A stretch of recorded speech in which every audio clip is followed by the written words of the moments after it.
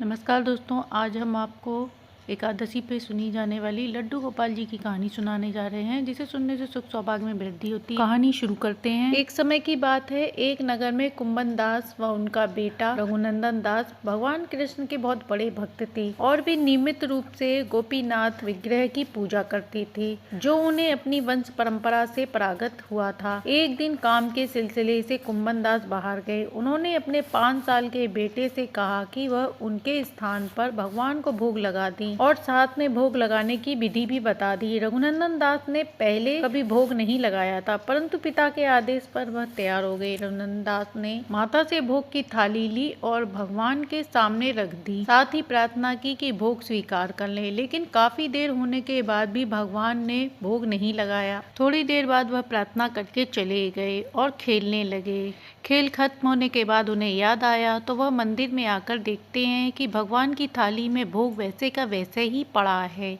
इसके बाद उन्होंने फिर भगवान से प्रार्थना की कि भगवान भोग स्वीकार कर लें, क्योंकि उन्हें डर था कि अगर भगवान भोग स्वीकार नहीं करेंगे तो उनके पिता उनसे गुस्सा हो जाएंगे।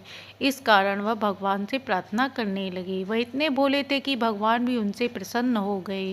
रघुनंदन दास के बार बार प्रार्थना करने से ठाकुर जी उनके प्रसन्न हुए और प्रेम और विश्वास से उन्होंने बाल रूप में आकर सारा भोग खा लिया। प्रसाद के लिए कुछ भी नहीं बचा। कुंभन दास घर लौटे, प्रसाद मांगा तो रघुनंदन दास ने बताया कि ठाकुर जी ने सारा भोग स्वयं खा लिया, प्रसाद में कुछ भी नहीं बचा। कुंभन दास को इस बात पर यकीन नहीं हुआ और उन्होंने सोचा शायद रघुनंदन ने भोग खा लिया है और झूठ बोल रहा है। अगले दिन उन्होंने फिर भोग रघुनंदन दास को दिया और कहा भोग लगाने को, और स्वयं घर के बाहर निकल गए। जब रघुनंदन दास ठाकुर जी को भोग लगाने के लिए गए तो भगवान जल्दी से आकर लड्डू उठा लेते हैं और खाने लगते हैं। कुंभन दास चुपके से देख रहे थे और भगवान को लड्डू खाता देख लेते हैं और हैरान हो जाते हैं। वह सोचते हैं कि क्या यह सत्य है। भगवान उनके मन के संदेह को दूर करने के लिए वहां आए थे